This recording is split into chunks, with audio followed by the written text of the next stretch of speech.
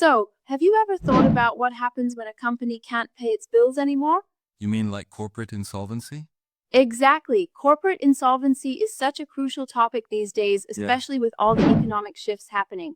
Right, and it's not just about bankruptcy, there's a lot more to it. Absolutely. It's like when a ship starts taking on water and you need to figure out if you can save it or if it's going down. That's a vivid analogy. So, what exactly defines corporate insolvency? Well, it happens when a company can't meet its financial obligations as they come Right. due or when its liabilities exceed its assets. So, basically, they're unable to pay their debts? Exactly. And there are two main tests for insolvency, the cash flow test and the balance sheet test. Got it. What options does a company have when facing insolvency?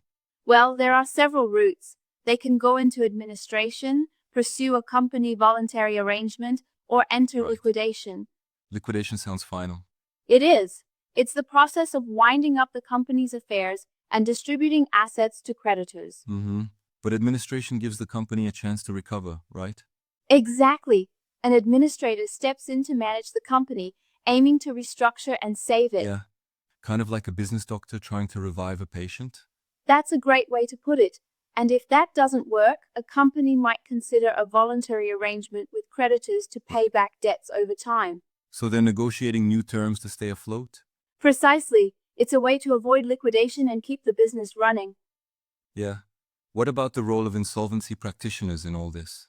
They're licensed professionals who oversee insolvency processes, Right. ensuring everything is done legally and fairly.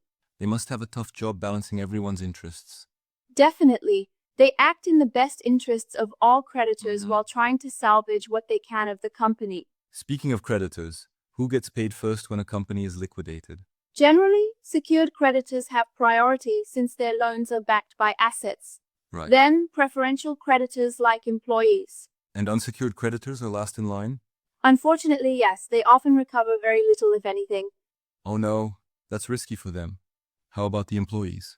Employees are considered preferential creditors for unpaid wages and certain benefits, so they have a higher claim than unsecured creditors.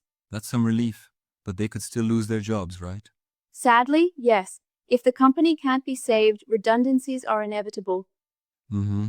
It's tough all around. Are there early warning signs of insolvency? Absolutely. Things like consistent cash flow problems, increasing debt, inability to pay suppliers on time are red flags. Right. So proactive management can make a difference? Definitely. Early action can potentially turn things around or at Yeah. least provide more options. What can directors do to prevent insolvency? They should monitor financial health closely, seek professional advice early, and possibly restructure operations. Mm-hmm. Makes sense. But sometimes external factors are just overwhelming. True, economic downturns, market disruptions, unforeseen events like pandemics can Yeah. push companies into insolvency despite their efforts. In those cases, the insolvency process helps manage the fallout? Exactly, it ensures an orderly distribution of assets and fair treatment of creditors. Right. I was wondering, can directors be held personally liable during insolvency? They can be if they're found guilty of wrongful trading or misconduct. They have a duty to act in the best interests of creditors once insolvency looms. That's a serious responsibility. Absolutely, it encourages directors to act responsibly and ethically. Yeah. So are there any misconceptions about corporate insolvency? Well, some people think it's always the end for a company, but that's not necessarily true. Right. There are recovery options. That's reassuring. It doesn't have to be a death sentence for the business. Exactly. With the right steps and timely action, companies can come out stronger. Mm-hmm. It's like a reset button in some cases. Yes, but it's important to handle it properly to minimize negative impacts. Right. What about the impact on shareholders? Shareholders are usually the last to receive any proceeds after creditors are paid. Oh, They often lose their investment if the company is liquidated. that's harsh, but I guess it's the risk of investing. Exactly. High risk can mean high reward, but also potential loss. Yeah. So, in a way, insolvency affects everyone connected to the company. It really does. Employees, suppliers, customers, investors all feel the Mhm. impact. That's why it's important to manage businesses responsibly.